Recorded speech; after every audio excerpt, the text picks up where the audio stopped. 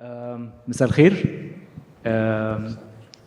يعني thank you for this great invite. It's great to be back at Ewart Hall. It's great to be with ACV Lab, and it's even greater to be sharing the stage with such an impressive lineup of founders. My name is Mohamed Rahmy. I have to say I was a little bit, the first time I heard the title of the panel, Building Investable Startups, my first impression, they hadn't shared the names of the panelists yet. My first impression was that I'm going to be in conversation with investors, and I felt this is going to be a very predictable conversation because the formula is the same. But obviously things change when I knew I was going to be interviewing founders because everyone has their own different experience in navigating that formula. Like the themes of building an investable startup. And I say investable startup with a lot of caveats because obviously you build a company for other purposes, not just to be investable, but it is a means to an end. But the themes overlap with things like talent, product market fit, data, margins, economics. So there are so many themes that would make you an investable startups, but how each one of you navigate these themes differ. And the diversity we have with us today is really incredible. So I want to take a moment and just to acknowledge the diversity on the stage and maybe ask each one of you to give a 1 minute quick intro, who you are, your startup, and maybe a 30-second or 20-second, in your case, description of what your business is. Go. Okay, perfect. My name is Hussein Momtaz. I'm the CEO and co-founder of Koinz. Koinz is basically building a social food ordering platform for takeout customers in Egypt and Saudi. Basically, we're training the walk-in customers to follow the brands in Koinz. Then they can order from the brands. 90% of them actually order from the brands. 80% of them places reviews. And these followers can grow their favorite brands by inviting their friends to try these brands. I'm a computer engineer, originally a computer engineer. Then I turned to co-found a software house. Then I co-founded Koinz. We got funded from two US-based VCs. One of them is the VC arm of the Tinder's co-founder, Justin Mateen. We raised till now, I think, around $7 million. Congrats. Yeah, thank you. Enas? Okay, I started my career in corporate, in multinationals, and Nestle specifically. I spent 5 years there, and then I realized that after 5 years that I didn't want to be in corporate much longer, pretty much like jumping through hoops to get a small thing done, and I wanted to solve a real problem. At that time, I joined one of the top startups in the region, which was Careem. Careem at the time was building Careem Bus. So I joined head of operations for Careem Bus, and then I became GM for Careem Bus in Egypt. And then when COVID hit, things, as you can imagine, was difficult for a mass transit business. And so at the time, me and my co-founder started to discuss the idea of what kind of companies we wanted to build. And we were very much sort of taken with the growth in e-commerce, especially brought out by COVID as well. And that's when we decided to build Flextock together in December of 2020. And what Flextock basically is, it basically is an end-to-end fulfillment or tech logistics business that works with merchants that sell primarily online, providing all of their operations from storage to order preparation to shipping, using our in-house tech sort of business stack. And and that's been kind of our journey. So we know a little bit about starting a business through tough times or during COVID, and it's been an interesting journey since then. Very timely launch, December 2020. Hussein? Hi, my name is Hussein Taher. I'm the CEO and the head of product of Orcas. Orcas is a platform that connects private tutors with students. Our main customers are the parents, actually. The consumers or the users are the students. Lately, we've been trying to manage the educational experience through adding some layers of content to the experience. I graduated from medicine, from the med school, Ashour. It's in the end of the road. So it adds a lot to my experience. However, it's not something that is directly related to what I do. Just wanted to put it out there. And yeah, that's it. Hi, I'm Ahmed Ashour. I'm the co-founder and CEO of Pylon. I've started my career working with one of the leading meter manufacturers across emerging markets. I was handling the commercial team covering from the Philippines, Ghana, Zambia, Ethiopia, Czech Republic, Mexico, and Brazil. And then in 2017, me and my co-founder, we started Pylon. After we found that there was a gap when it comes to addressing the challenges facing the emerging markets, especially the distribution sector of water and electricity. This sector loses around $400 billion per year. So we've developed our own technology where we detect where the leakage is happening, where the losses are happening, and act upon it. Also, we have a very strong sustainability angle. The electricity sector is the highest emitter when it comes to CO2 emissions. So we're talking about 40-something%. And using our technology, we are able to reduce it by 25%. That's awesome. Thank you, Ahmed.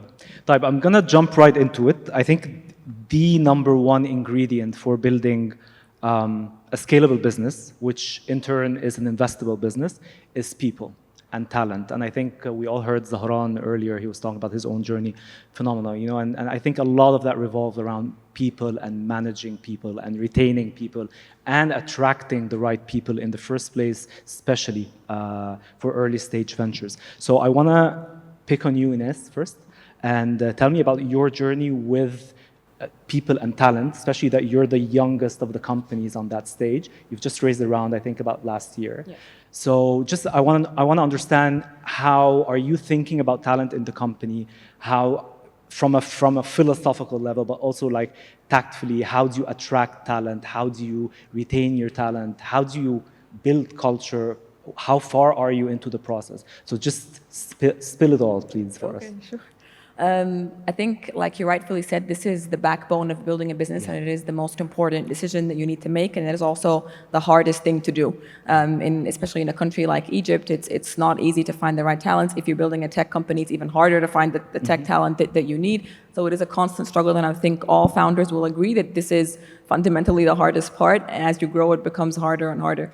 And fundamentally, when we're starting to think about this or thinking about hiring, I think there is a part that we have to do ourselves first, which is asking yourself, what do you really need? So what are the key profiles that you need? What exactly do you need these people to come in and do? Being unclear about that also is a good way to lose talent quickly, because they come in, they feel like they're not very sure what you want them to do, A, and B, you need to be willing to give them the right empowerment and the right space to experiment and to make mistakes. So a big part of that is, as a founder, it is of course your company, and you have a specific vision about how you want things to go, but being able to sort of provide that space to everyone that is coming in to believe that they are an owner, to believe that they have empowerment to fail and to try things is imperative as well. And besides that, when looking for the right talents and knowing who to select, a lot of people spend time thinking about maybe experience or technical skills, which of course are relevant, but mindset is equally important, if not even more important than even having that, because building a startup, it's basically, there's a lot of uncertainty. We always tell the team, it's like we're sitting in a dark room and trying to like hit the wall to find the light switch. And this is what it feels like every day. So having the right people that are able to navigate that uncertainty, that have that winner's mindset and that fighting spirit, and are curious to continuously want to learn, is really important. And it's really important to find these people because they will go the distance with you. Otherwise, if they're just here to just look for a job or make a good salary, then potentially they will probably not continue in the journey, and they will not want to continue once the obstacles hit. And last, and by no means least, is they need to buy into the vision of what you're trying to do. So it's really important that they are excited by the problem that we're solving, that they actually want to sort of come in every day and look for solutions and try different things. Because if they don't care about what they're solving, then potentially they're not going to be committed to it, and they will not continue either. But in very practical terms, how do you curate this excitement? How do you make sure this alignment is there? Because that's crucial, 100%, especially in the early years. of a company? I think it's important when you're first talking to them, having these chats with them, you understand what their thinking is like. What are the things that they fundamentally are drawn to? What are the issues that they are passionate about? And it's important to also take them through your own thinking about not just the current state, but the vision. And spend a lot of time explaining to them how you see the future and what part do you see them playing in that future as well, for them to resonate with that. And it's okay, some people might not be that passionate about education or that passionate about logistics, or it depends on the thing, but fundamentally, if you share that vision as clearly as you can with them, and you feel that you're able to bring them on board with it, that they become as excited as you are, and give them the right space for them as well, it's potentially going to create a good match between the two of Do you guys think about culture in the company? Is it 100%. Is it articulated, or is it 100%. implied? Culture is one of the things that we spend a lot of time thinking about, and it's one of the things that, having been part of Kareem, in my opinion, Kareem was the most successful.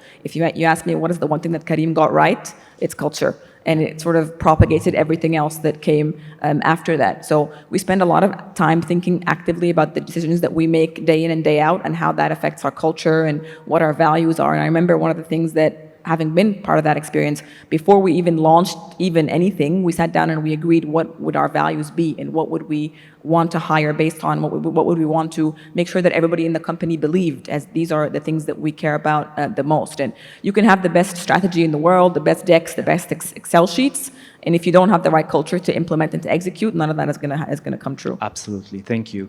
I think if one wants to think about the second ingredient to being an investable startup, investors and founders and employees and the community loves a company that is solving a real problem, right? And not just in an abstract way, but really they've developed a solution that is very tangible, that is solving a real problem that is a necessity for people. And I think a lot of experimentation and iteration and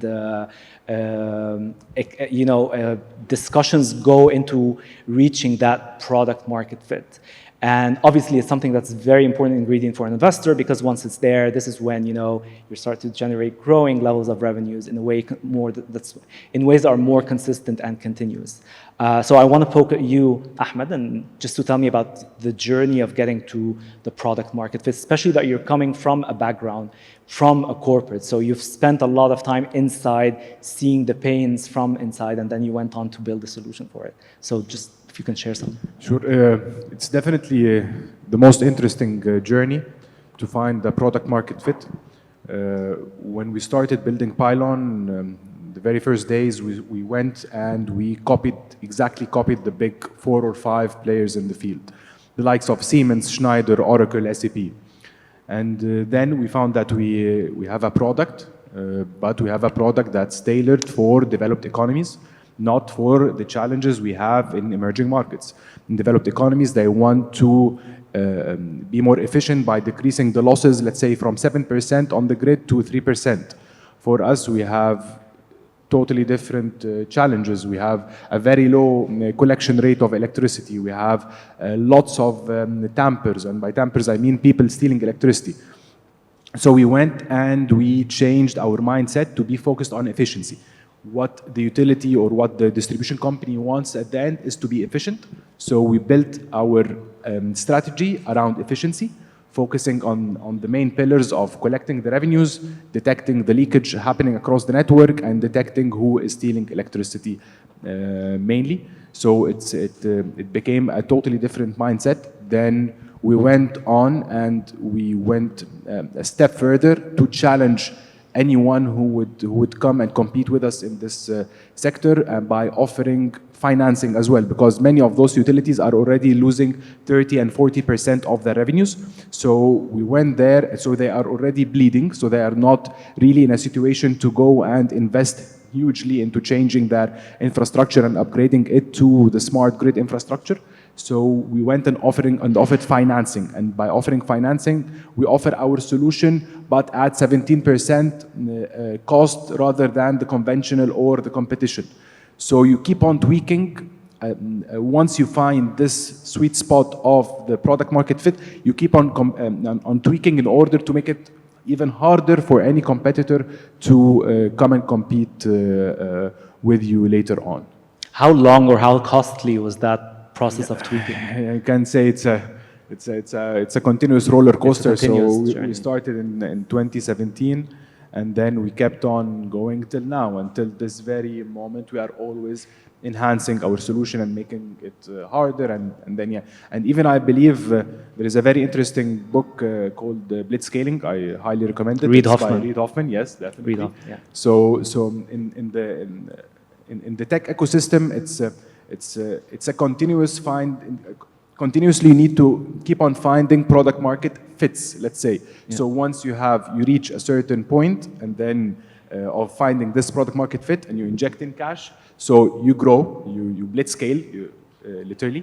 And then after that, you need, if you're not going to find another product, so you will going to reach maturity. So you will need to find another product, another product market fit that will even enhance your offering more, or a new line of business to keep on growing and to keep on blitz scaling and growing further. Absolutely. Does this resonate with you? Because I mean, we've met a long time ago, and Yes. you were the CEO of ShopX, and then this pivoted and rebranded, pivoted to to Koinz. So Yes, BMF يعني Product market خليني fit. اتكلم بصراحة product market fit is a very very hard problem. Okay, و definitely it's a continuous process. بس عشان نتكلم بصراحة هو في threshold. لو ما عدتوش المفروض تدور على فكرة تانية. اوكي، الفرق ما بين البوش والبول، لو انت بتعمل برودكت قبل البي ام اف، قبل البرودكت ماركت فيت، برودكت ماركت فيت بيسكلي يعني الماركت عايز البرودكت بتاعك قد ايه. له علامات معينة؟ نعم، ليها علامات معينة؟ يس ليها علامات معينه. يعني خليني ادي مثال احنا لسه كنا بنقوله من شويه. لو انت شعرك بيولع اوكي. واديتك طوبه تحاول تطفي بيها، هتحاول، لان البين از فيري فيري سترونج. فالبي ام اف معناها ان الماركت بيشد البرودكت بتاعك حتى لو مش معمول باحسن طريقه، حتى لو في مشاكل كتير، حتى لو التيم بتاعك لسه مش مظبوط. البرودكت ماركت فيت لو قوي، احتياج الماركت للبرودكت بتاعك كل ما يبقى قوي، كل ما حياتك هتبقى اسهل significantly. كل حاجه تانية تبقى اسهل. البرودكت ماركت فيت اصعب حاجه فيه ان في لاب احنا قعدنا يا جماعه البرودكت ماركت فيت انزل اتريت وبرضه بنغلط فيه. ليه؟ لان في very strong confirmation bias built in جوانا كبني ادمين بيخلينا ما نعرفش نوصل للبرودكت ماركت فيت بسرعه. انت بيكون عندك فكره بتسيطر على دماغك، بتبدا يعني دماغك تدور على الداتا بوينتس اللي في الماركت اللي تخليك تقول ان دي فكره ناجحه، ان فكرتك حلوه، وده ضد البرودكت ماركت فيت. فطبيعتك البشريه بتخليك ما تروحش للبرودكت ماركت فيت بسهوله. فانت لازم تحاول تبوش باك البايس ده، ماشي، تتعامل بالارقام بس. ودايما لما بيتسال امتى تحس بالبرودكت ماركت فيت، هو كانك دوست على لاند ماين. لو انت بتسال نفسك انا عندي برودكت ماركت فيت ولا لا، غالبا ما عندكش. اوكي، برودكت ماركت فيت انت بتحس بالبول بتاعت الماركت قويه لدرجه ما ينفعش تتلخبط فيها. Do you guys agree? Do you agree with this landmine analogy? Cool. Yes. بس I think ان لو في يعني اول نصيحه انصحها لاي حد، وانا غلطتها كتير يعني مش عشان عملتها صح، يعني ان ركز على البرودكت ماركت فيت. على فكره you can get funded before product market fit، و actually seed fund basically هدفه ان يساعدك تلاقي البرودكت ماركت فيت. فعادي انت ممكن تاخد VC fund قبل البرودكت ماركت فيت. والمشكله اللي بتحصل ان وانس اللي انت بتاخد VC money they push you to grow، ماشي، وده مش صح. انت المفروض تفضل تبوش باك على البريشر ده، تركز على البرودكت ماركت فيت، ولما تلاقيه ساعتها بقى ريد هوفمان بليتز سكيلينج موديل يشتغل. البليتز سكيلينج موديل ده ما ينفعش يبدا قبل البرودكت ماركت فيت. I'll put up. في حد عايز react على بس I just wanted to add a couple of dimensions, just to organize the answer. فهو in our case I'll talk more about the experience that we are living or going through. We have the supplier side and you have the consumer side or the demand side, and then you have the marketplace in the middle that is the business. So when you're thinking about product market fit, it needs to be perfect for the supplier. So it needs to make perfect sense. In our case, it needs to be profitable. Maybe in Karim's case, the drivers need to make money.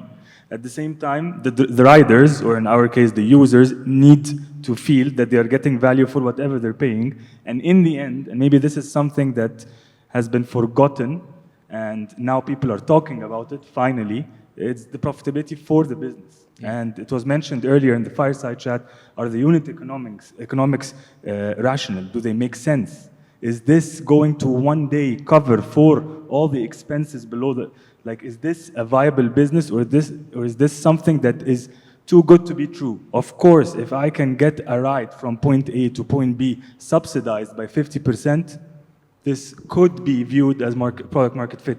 When it's not, it's just too good to be true. It's not real. So those 3 dimensions, I think, are very important to PMF, or product market fit. Which is what Hussein was talking about. There is, Just you can organized. definitely be funded even before the product market fit, but it doesn't mean you've reached that. Now that you've, I have you, I want to ask you about something else. I was reading in one of the press releases that, you're starting to operate in Lahore, right? And I think this idea of, growth and a big addressable market, whether it big in size or big in value, is something that's very important to the investability of a startup. It's something that investors look close at, etc. And you end up seeing a lot of founders, a lot of startups, saying like big headlines, like we're expanding into Africa, or we're expanding into LATAM, we're doing this, we're doing that. And as soon as they're challenged on it, they're unable to, actually explain why it is they're choosing Africa, assuming that Africa is one single destination. So I want to understand from you, this decision to go into Lahore, what led you to that decision? And if you've already launched today, so what is the plan for the coming period? Essentially, I want to know how you evaluate, expansion opportunities, and what actually prompts you to go after these opportunities versus saying, no, thank you, I don't think that's the right time. Okay, before I answer, it's the idea of expansion in itself is either, like you said, to make the company more investable, or to make the company actually to increase the profits and the revenues for the company, which I think should be the way you go about it. So you don't expand to attract financing, you expand to actually increase the profits and the revenues. However, in our case, without tackling this point, what we did is we researched the market. And by the market, we started to look at the markets that seem similar to Egypt, either in behavior, like markets like Pakistan that are big with low median age, so a young population, high unemployment, teachers are not making enough money, education system is not the best. So this kind of similarity. Or you're looking at similarities in languages, it's like the Saudi market, for example. So we had to pick between both markets. The Pakistani market is big, the Saudi market is smaller, however, the average spend per person is much higher. So what we did is we decided to take it as an experiment. We're going to expand to Pakistan, we're going to experiment with that, we're going to learn how to set up a company. There are a lot of legal work involved, there's a lot of team hiring, team building, you fail and you recover. So we looked at it as an experiment, and it might have been the wrong step. Maybe Saudi Arabia would have been better. Maybe we should have waited on the expansion and focused on Egypt first. However, looking at it and looking at everything we do as if this is an experiment, and also like it's was said in the fireside chat, I agree with a lot of what has been said, is like if there's a clear success metric, very clear, you don't get distracted. You know, okay, this is what I'm waiting for. If this is not met, then you stop this experiment, or you modify the experiment, because you cannot say, oh, I'll try it for one school year. Because maybe, as you said, you need the school year and the summer. You never know. So you've identified kind of milestones. If not achieved, the experiment will continue or will not continue, basically. Yeah, I don't know. We'll see. Yeah.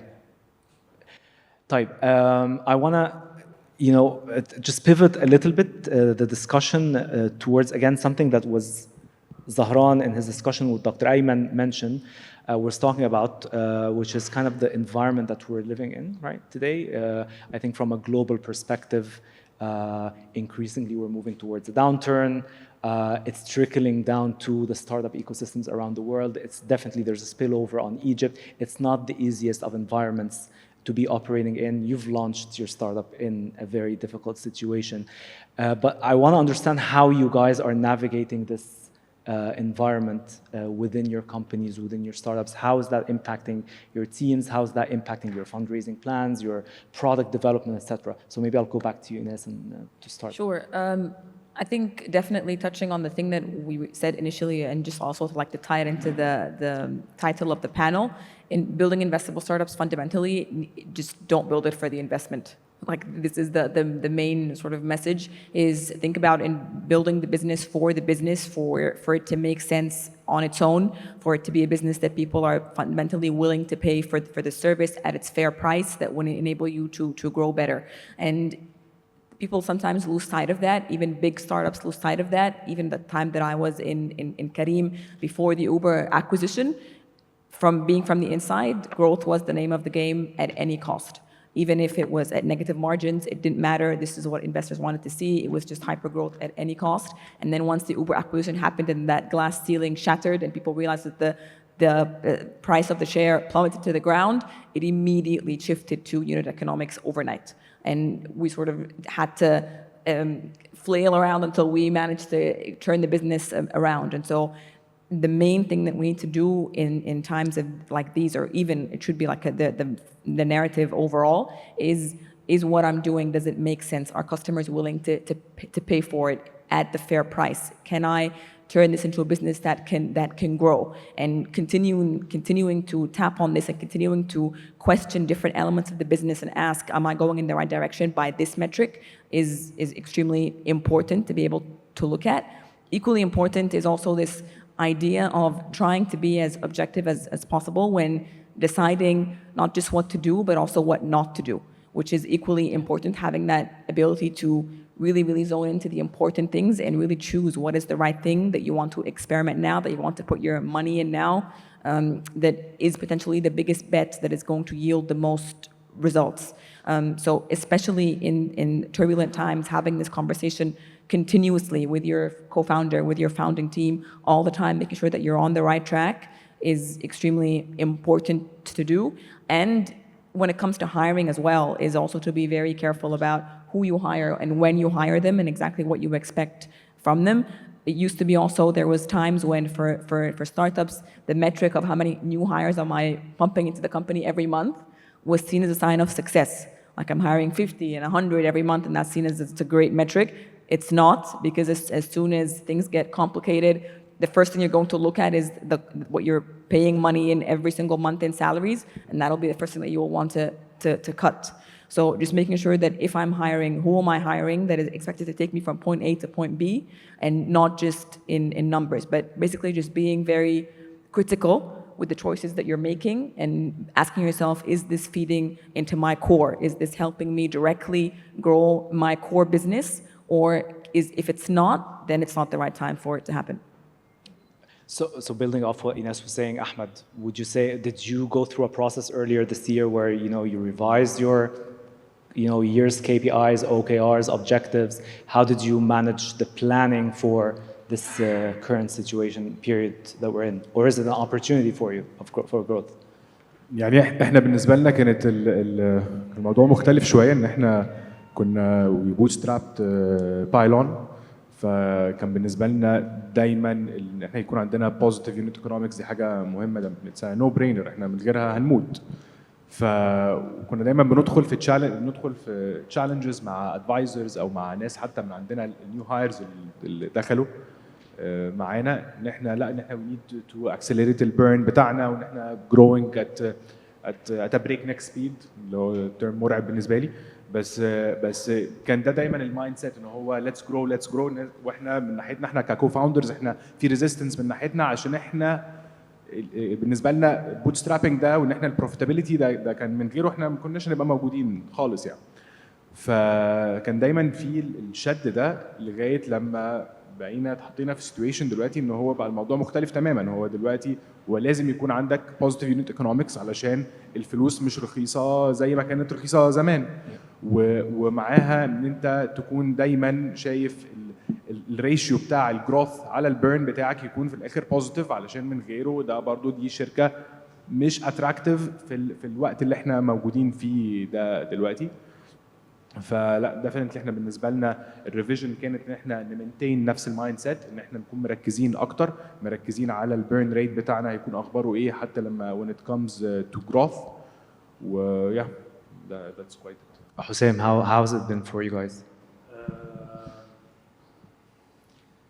يعني سؤال الانفستابيلتي سؤال يعني اصل احنا عند في حاجتين بنتكلم فيهم. من ناحيه انفستبل احب بس يعني اقول كده كلمه عليها، هي اي حد بيريز محتاج يفكر هو بيريز ليه، صح؟ يعني هو لو بيريز عشان برودكت ماركت فيت فهو محتاج يوري الانفستور ان انا معايا التيم اللي هيقدر يوصل للبرودكت ماركت فيت. احنا مش عارفين احنا عايزين نعمل ايه، بس انا عارف ان في توتال ادريسبل ماركت قد كده بيصرفوا قد كده، المشكله دي الناس دي كلها عندها well my team will be able to figure it out. يمكن دي حاجه الواحد محتاج يركز عليها.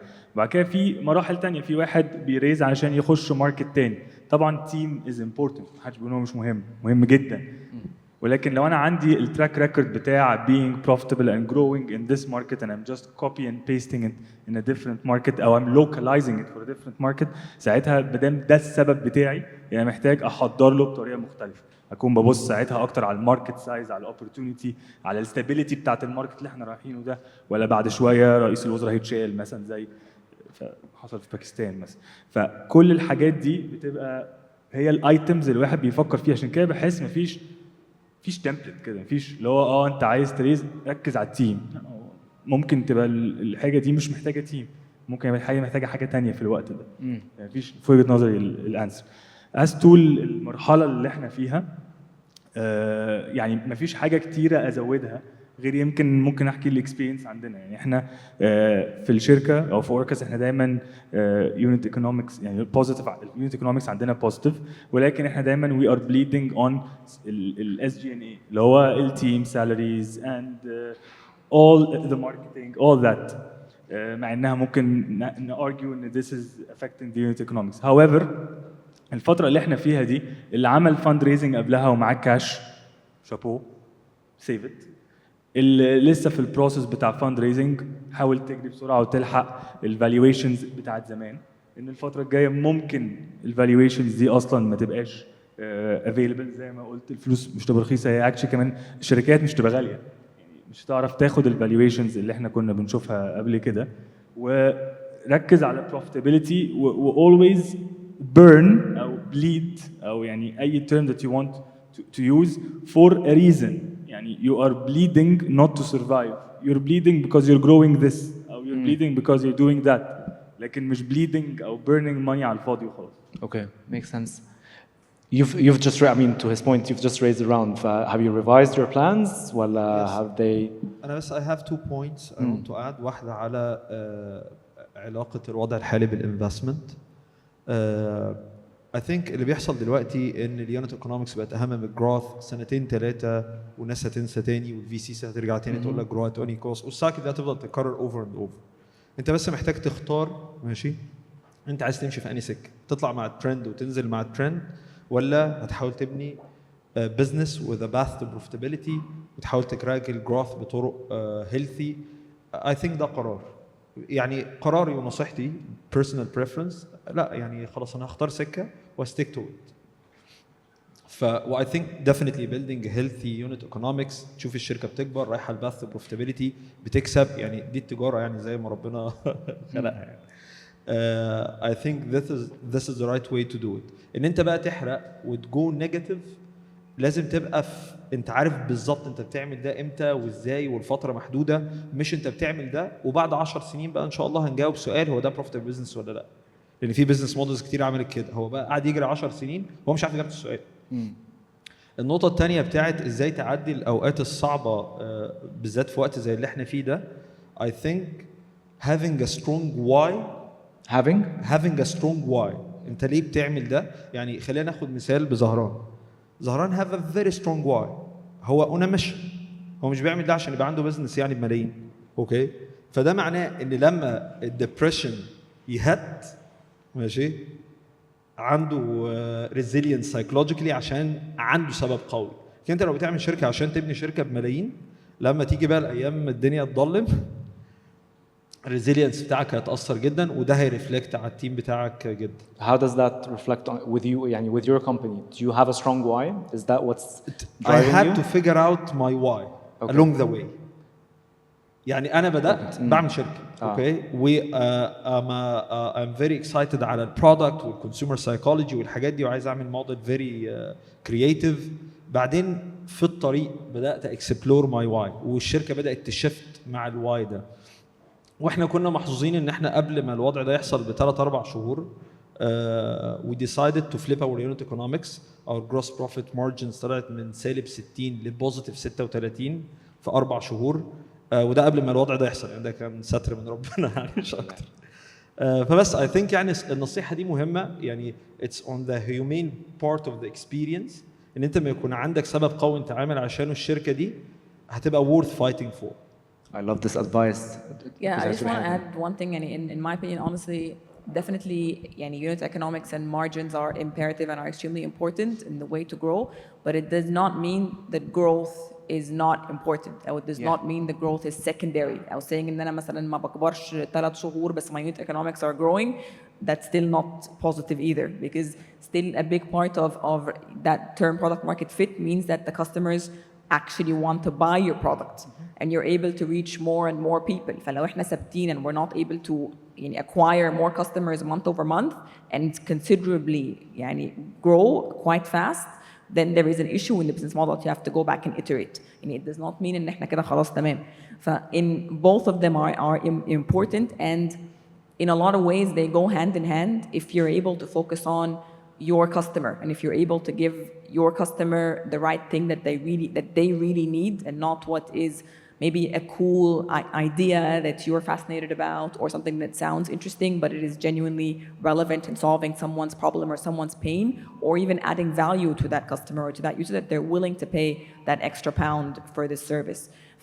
Both of them kind of go hand in hand and even in times of economic downturn, yes, every pound وكل جنيه بيفرق in terms of بنصرفه ازاي, but it still does not diminish the need that we need to have for consistent and fast growth as well. Yeah, it's about striking that balance between both, absolutely.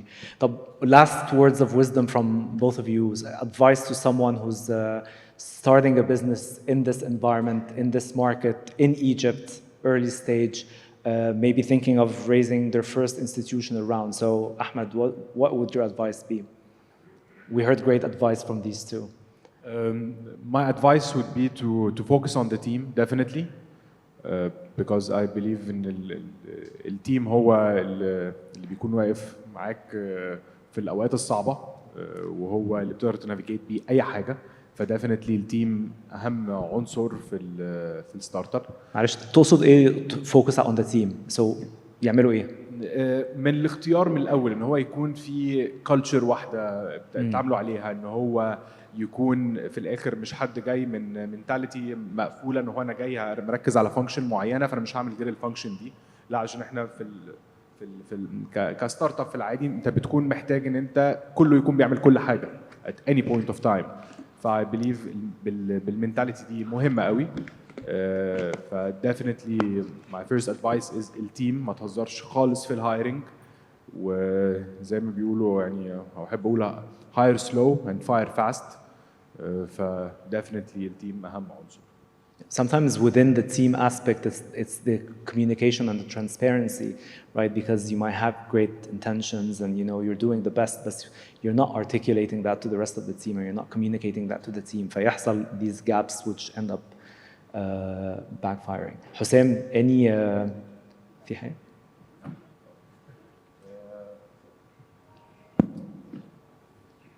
برضه هرجع اغلبيه الحاجات قلت. Make sure there's a real problem, a real pain. طول ما في pain يبقى في opportunity to make money. اتأكد ان البين ده بيخاطب ناس كتير او بيخاطب ناس كتير enough for your profitability goal. Assemble the right people around you. Right people meaning عندهم نفس الكالتشر, بيحبوا اللي هم بيعملوه, بيحبوا الشغل بتاعهم, مش علشان يشتغلوا 24 ساعة ولكن عشان لما يشتغلوا يطلعوا أحسن حاجة عندهم. make sure to delegate, make sure to believe in that there is always someone better than you doing, who can do what you're doing, so that you can be open-minded enough to find that person, identify them, trust them, and work with them. Grow, بس ركز برضو على ال profitability. Thank you very much. Any في حاجة؟ Yeah, عايز I'd تقولي حاجة؟ say one tiny thing is كل طبعا الكلام اللي اتقال ده is 100% true, but also as much as possible try to focus on yourself as the entrepreneur as well, in isolating as much as you can your ego from your company. A lot of entrepreneurs, their company is themselves, and is the reflection of their self-worth immediately. And anything that happens to the company, or any critique, or any feedback, they take immediately as a feedback on themselves, and they become defensive. And I've seen, unfortunately, founders that have driven their company to the ground because they're not able to listen to criticism or pivot on certain things. So as much as possible, know that it's a separate entity.